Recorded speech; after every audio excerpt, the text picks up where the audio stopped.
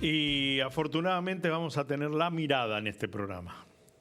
La mirada de una persona que hace, no quiero decir la cantidad de años porque no sé si se ofende o no, pero para mí sería virtuoso decir que yo empecé periodismo producto de plumas como la del señor que me acompaña. Porque no había streaming, porque en la televisión eran muy pocos los programas políticos y uno se enteraba a través de los diarios y uno se entretenía a través de los diarios. Y es una profesión que uno ama y además le encanta cómo se produce esa noticia. Roberto García, gracias por estar. Por favor, un gusto acá, sobre todo cuando me haces volver a los tiempos de la pluma. A ver, qué tiempos divertidos, ¿no? Y era otro mundo, otra gente, otros ingresos. Pero era blanco y negro, vos sabías que te ibas a ir a un lugar y te iban a cagar trompado, te iban a saludar bien. No había grises. Sí, y tampoco el tema ese de matarse a trompadas. No, está bien, pero sabíamos lo que cada uno representaba. Sí, y además el periodismo se manejaba de otra manera, lo que no quiero decir que no estuviera politizado o partidizado, pero en algún sentido respondía más a la convicción individual, en todo caso a la política, que al ejercicio periodístico. Digamos, la profesión de periodista estaba por encima del mensaje que mandabas. Y no existía, y había cuestiones que no existían los chivos. Yo empecé a conocer la palabra chivos creo que en mi tercer o cuarto trabajo. Antes no existía eso, no se vendían las notas. Bueno, por ahí se vendían los medios, no sé. Pero las notas, los periodistas no, y además había un volumen de periodistas realmente increíble, de gente. Había mucha gente y de mucha calidad. Y eso obedecía también a que los que estaban en esta profesión ganaban muy bien. Además, ayer estaba hablando en la previa del programa con los chicos que todavía mantienen su presencia en gráfica y ellos se acordaban de sus antecesores, lo exigentes que eran. Sí, claro. Lo exigente y también cómo te enseñaban. Después estaban vos a aprender o no, pero... Bueno, en realidad a uno... yo voy a hablar por mí. Yo aprendí de periodistas excepcionales, de gente que uno no ha encontrado a lo largo de la vida en otras actividades. Por ilustración, por formación, por dedicación, gente que brillaba inclusive en otros rubros. Pero eso era producto de que había gente de gran calidad que trabajaba de esto porque le gustaba, pero por aparte porque le rendía. El negocio después se fue deflecando, la gente ya no lee. Antes había un placer por la lectura, no era solo la noticia, existían las revistas. Acá uno se ha olvidado que ya los diarios están medio desaparecidos, pero los que desaparecieron mucho antes eran las revistas. Y había muchas revistas. Los semanarios. Exacto. Y estaban dedicados a determinados rubros, inclusive, no solo eran de interés general, y los de interés general tenían características de tanta excepcionalidad que se anticipaban a los diarios. Había un fenómeno raro, para que veas la diferencia de calidad entre el periodismo pasado y escrito con el actual, es que la Argentina debía ser el el único país del mundo, bueno, estoy hablando como si conociera todo el mundo, pero conocí algunos países en esta materia en el que el factor dominante estaba en los medios escritos. Esto es, vos seguías al medio escrito, no a la televisión.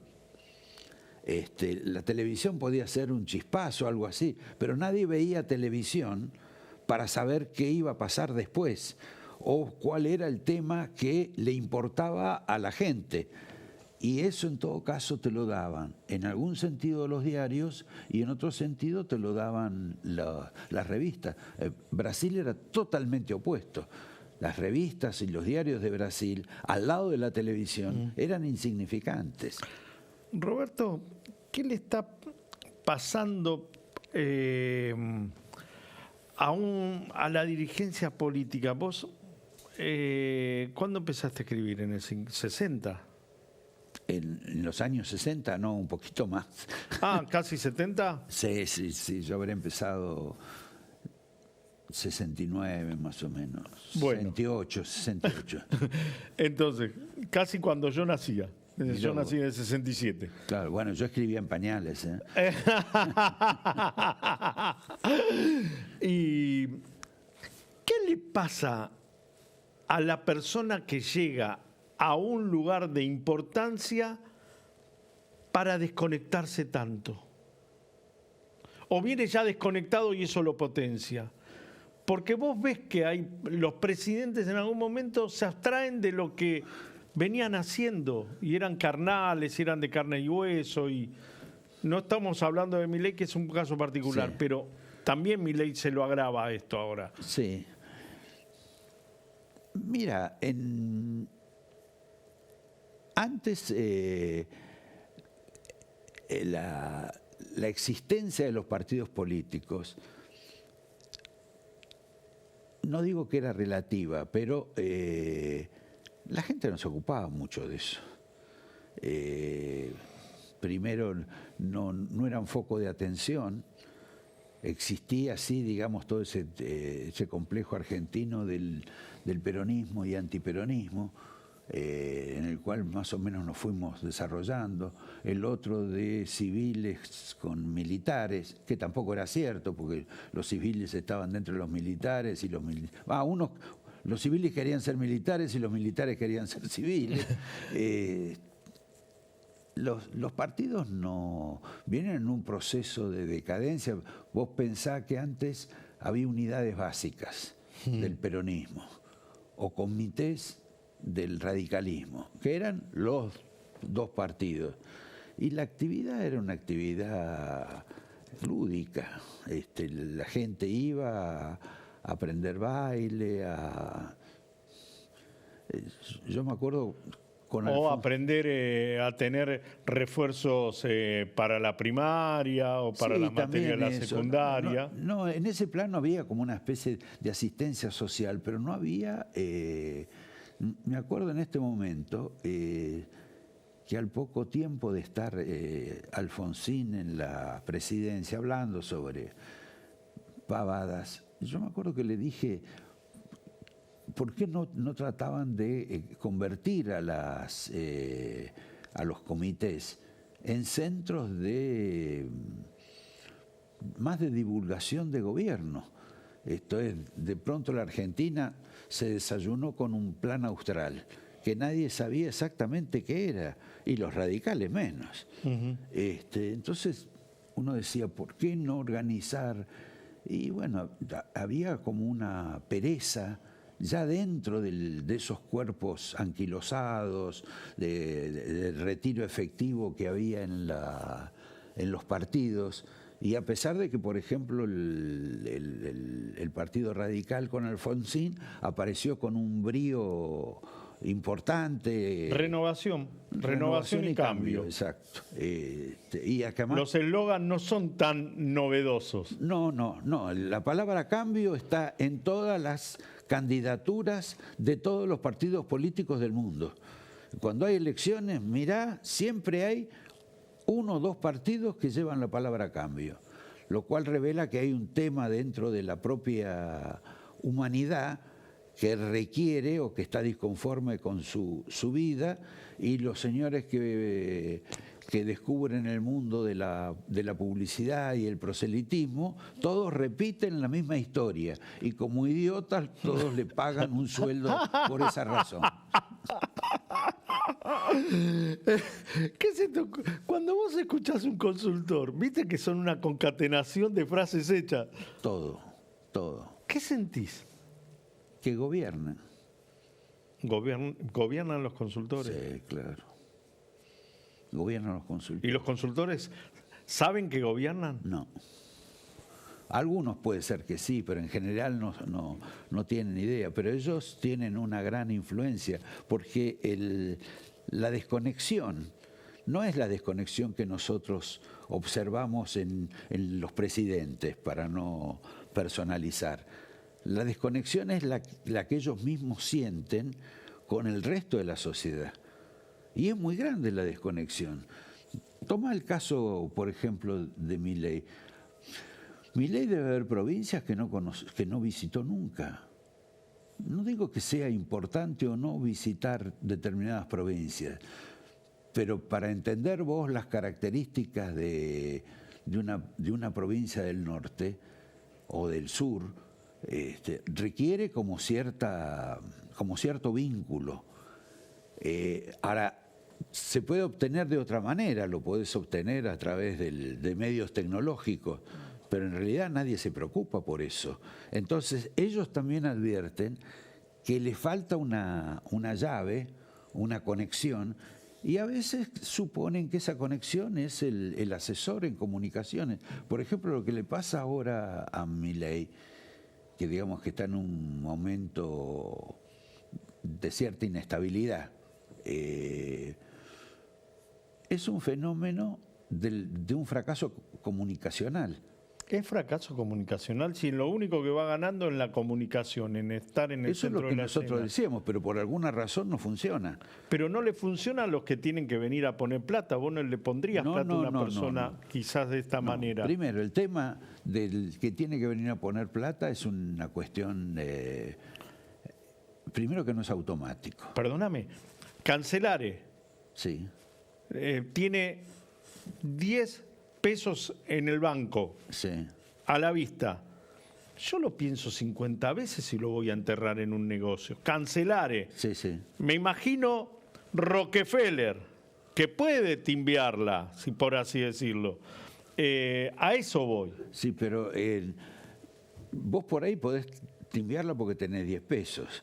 Rockefeller no la va a timbiar porque tiene mucho más y arriesga mucho más. En consecuencia, estudia, analiza, ve la evolución del... Vos no podés dar vuelta una página de la Argentina y decir, esta es la Argentina, no la que tuvimos antes. Lo que le pasó a Macri, lo que le está pasando a Milei. Y tal vez, si querés eso, pero lo que es cierto es que frente a los demás, lo de Milei es una fractura en la sociedad. Uh-huh. No solo es una fractura, es un cambio de todo tipo. Cambio. Claro, sin duda. Yo te diría que algo más que un cambio. No, por eso que hablábamos al principio, exacto. Renovación y cambio, sí, cambio. Es decir, los parámetros siempre son los mismos. Después, hasta dónde llega, quién lo agarra. Exacto. Ahora, con el tema comunicacional, en una primera etapa, normalmente te va más o menos bien, porque tenés expectativa, etcétera. Después las expectativas se van achicando, se reducen, se agotan. Si no es acompañado por un bienestar económico, la gente se contrae. El Cancelare, que hace 6 meses tenía 10 pesos en el banco, como decís vos, hace 6 meses no iba a comprar dólares. Uh-huh. Al revés del Cancelare de hoy, que tiene 10 pesos en el banco y dice, y mejor compro dólares porque estoy más seguro. Lo saco y lo voy a comprar. O el tipo del campo que dice, ¿para qué voy a liquidar? Me quedo con la plata porque lo más probable es que devalúen, y me gano, suponete que devalúen 10%, como propone Cavallo.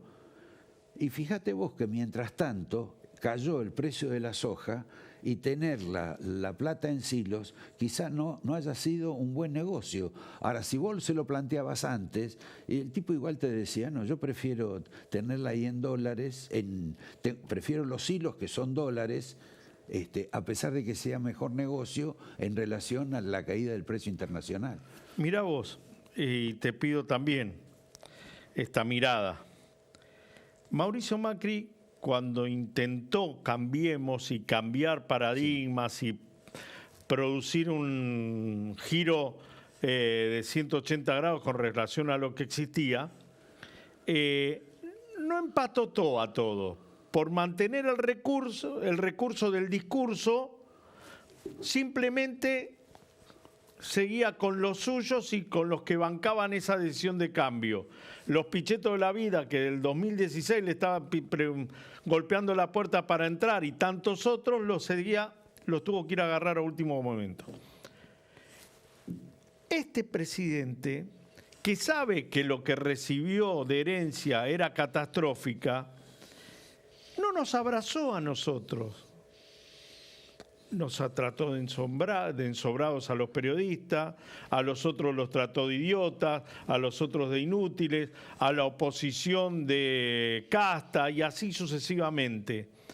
¿No hubiera sido mucho más inteligente abrazar a todos para proponernos el cambio? Esto que vos decías de los radicales, no explicitaron el plan austral. Che, si me vas a hacer estudiar alemán, ¿por qué no me explicás? Exacto. ¿Para qué? Después sí, vemos hasta dónde te banco, por qué te tengo que bancar. Mira, el tema de las formas de Milei, por supuesto, creo que no es lo más deseable lo que hace Milei. Me parece que es producto de, bueno, un poco de sí mismo y otro poco de esta suerte de propaganda que se fue gestando alrededor de él, inesperada, sorprendente, yo diría en términos asombrosos, porque lo que pasa en el exterior, todavía lo que pasa en el exterior, ya que la situación difícil que se está viviendo ahora va a tardar en llegar un poco afuera. Eso creo que le ha alimentado algunas posiciones en las cuales las podía pensar pero que no las expresaba. Ahora sí, ahora viene, se sienta, pone los pies sobre la mesa. ¿Y cómo no lo voy a hacer si soy...? Es como Alfonsín un día, ya que estamos con Alfonsín, salió en público y dijo, acá tengo un paraguas para que todos estén debajo del paraguas. No entramos todos debajo del paraguas.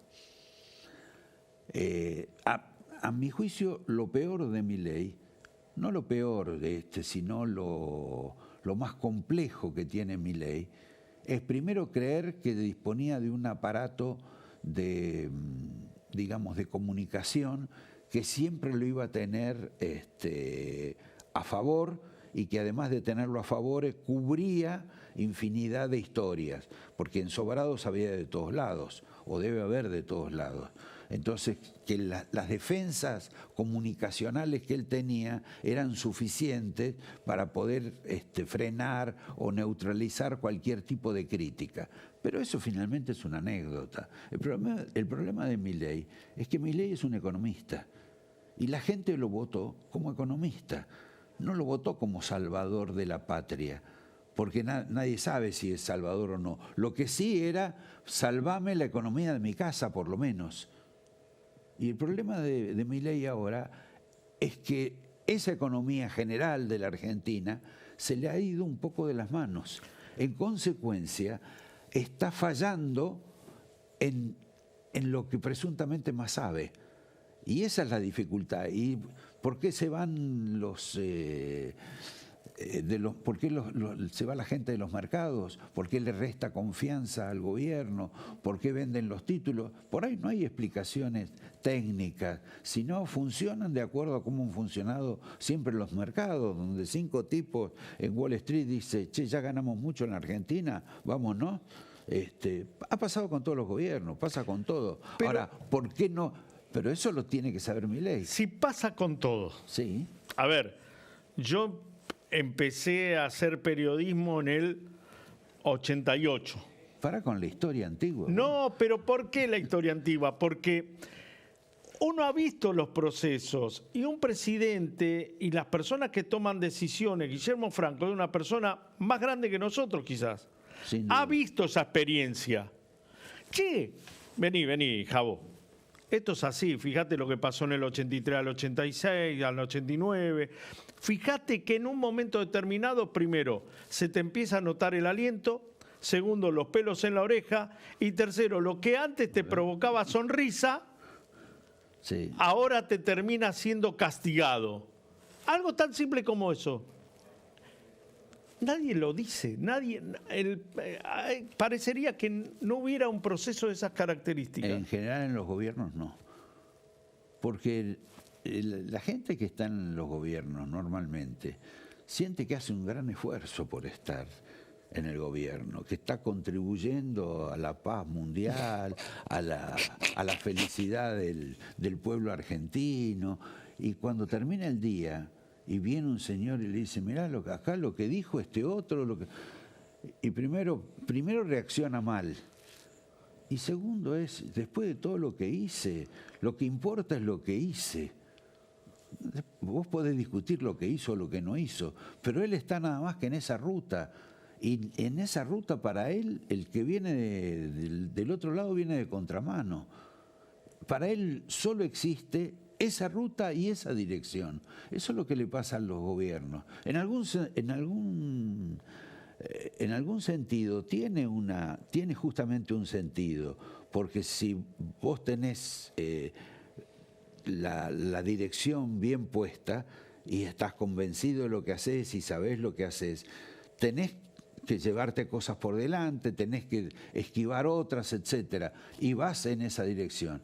El problema es cuando ya tenés muchas interrupciones, está demasiado poseada la ruta. Bueno, no entremos, habría que usar algún tipo de ejemplo, pero en realidad eso es lo que pasa. El tipo que está en el gobierno, aún el peor, está convencido de que está haciendo un gran gobierno. ¿Cuál fue el dirigente, el presidente, la personalidad que vos tuviste la posibilidad de charlar y decís, este tipo me está escuchando? Bueno, yo tampoco he tenido tantas, digamos, relación, porque una cosa, a vos te escuchan a veces los que ya fueron presidentes. Pero cuando son presidentes, no escuchan nada. Lo más probable es que si hay algo que le decís que no le gusta, dice, ¿cuánto tiempo voy a estar con este boludo? Esta es la... Los cortesanos existen. Es decir, antes de atender a Roberto García, que me viene a romper la pelota con esto, atiendo a... No es que existen. Son una casta los cortesanos. Los cortesanos son una casta, son tipos que hacen... que no es que le hacen el campo orégano al presidente, sino que aparte montan un sistema de seguridad y casi de violencia sobre la gente que piensa al revés, y son los que le alimentan ese ego particular. Cuando vos decís, no tiene ninguna importancia con quién juega la pelota Milei, con quién come o ve ópera, pero ¿de qué modo vos pensás que Milei va a hacer todos esos ejercicios si no es con personas que de un modo u otro se tienen que presentar ciertas características de sumisión a él? Porque si no, no vuelven. Porque a los críticos los aceptás un rato, y sobre todo si te dice algo que es más o menos interesante, pero después es otra vez pesado. No quiero saber más nada, ¿viste? No lo invites más. Es como invitar a comer a alguien que después te reprocha si le pusiste mucha sal, mucha pimienta, si te equivocaste de carne, si el pescado, en fin. Porque hay gente así. Los periodistas solemos ser así. Y eso es una molestia, a menos que te adaptes y hay una propensión a adaptarse, porque, bueno, estás con el presidente, qué sé yo. Para mí el Alfonsín, después de presidente, fue mucho más interesante que cuando era presidente. Bueno, ministros... Todos. Digo, por citar, ¿no? Después hay personalidades, como se van construyendo de una manera o de otra. Hay tipos que... El Duhalde posterior a la gobernación y a la presidencia era un tipo interesantísimo. No, el Duhalde le tengo mucha simpatía personal, espiritual. No es interesante para nada. Debe ser para jugar al póker. Otra cosa. No. A ver, yo, amante de los procesos históricos, me develaba cosas que... Bueno, porque sabes que es muy fácil. Es un poco la del periodista. El periodista, ¿qué hace? Explica lo que pasó. Y Duhalde por ahí explica lo que pasó con su perspectiva. Él te explica que la devaluación asimétrica fue buena para los argentinos. Y bueno, ¿qué querés que te diga? Te explican que la salida de la Rúa no fue un golpe de Estado. Bueno, sí. Bueno, entonces si querés escuchar eso, y sí, más o menos vas a tener reflexión. Ahora, uno tampoco busca, porque el tipo dice lo que él siente, lo que le parece, inclusive de pronto están ante situaciones no deseadas. Yo creo que en el caso de Duhalde fue protagonista de algo que tal vez no estaba en su cabeza, y de pronto heredó, quizá alguna persona hizo algo para que él estuviera ahí, una persona o gente de él, lo que fuese, pero yo no sé si estuvo... Duhalde tenía problemas para ser presidente como candidato. Exactamente. Lo mismo que Fernando de la Rúa. No querían ser presidentes, mejor dicho, querían ser presidentes como yo puedo querer ser presidente. Bueno, si yo fuera, sería distinto, ¿no? Pero el problema es que tenían miedo, y todos tienen miedo, y es comprensible el miedo. ¿Sabes el terror que tenía Néstor Kirchner? El terror que tenía Macri ante las oleadas de la izquierda y del peronismo. Bueno, se notó porque eran tan cerrados. Bueno, se notó, Néstor de pronto se hizo de un montón de amigos que no sabía que eran sus amigos, pero que era como que lo protegían en la calle, hasta que tuviste la 125. Entonces no te sirvió de nada tener las organizaciones esas del mundo de derechos humanos, que te la pasó por encima toda la oligarquía argentina. La última, Milei y Macri. Esa relación, ¿cuánto puede durar?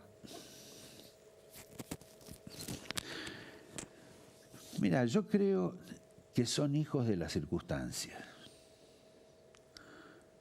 Creo que Milei en determinado momento le encantó poder estar cerca de Macri, en la conversación, en el intercambio de ideas, etc. Macri estaba fascinado con la posibilidad de que Milei lo conversara, hablara, le contara cosas. Ahora, todo ese tráfico individual entre uno y otro se hace dentro de una gran bolsa. Y en esa bolsa participan intereses varios. Y de pronto, sobre todo, gente que está con Milei y gente que está con Macri.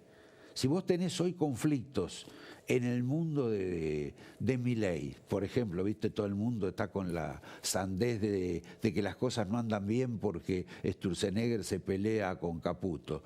¿Te imaginas si ese mundo lo trasladás a alguien que está en otra bolsa?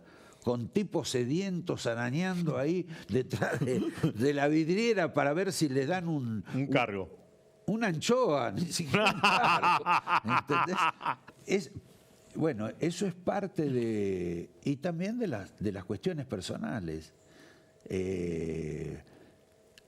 A Macri le debe costar mucho descubrir, saber que ya no va a ser otra vez presidente. Pero él es presidente. Él todavía no dejó de ser presidente. Y es lógico, porque no es tan común, más allá de que en la Argentina pasa de todo, que seas presidente, no es tan común. Y Milei sigue siendo presidente. Ahora la autoridad es Milei, el hombre que está por desarrollar el gran partido es Milei. ¿Y con qué lo va a desarrollar? Con los peronistas, bueno, con 5 o 6, pero donde está, digamos, el cardumen, está en el mundo de Macri. Y Macri, para conservar el cardumen, tendría que ser candidato y enfrentarlo a Milei. Ahora, si lo piensa enfrentar con Ritondo, me parece que está liquidado. No digo por Cristian, pero digamos, en el boxeo... No es el cambio. En el boxeo hay categorías. Y acá lo que están ocurriendo son cambios de categorías. Milei subió de pluma a semipesado. Macri bajó de pesado, hizo una muy buena dieta y hoy es liviano. Ahora, esto se da también con Cristina, que ya es peso mosca. Habla y no la escucha nadie. Exactamente. Roberto, gracias. No, por favor. Gracias por venir hasta acá. Eso sí. Gracias por eso. Nos vamos, nos reencontramos la semana que viene con más sentido común. Ustedes han sido muy amables. Muchas gracias.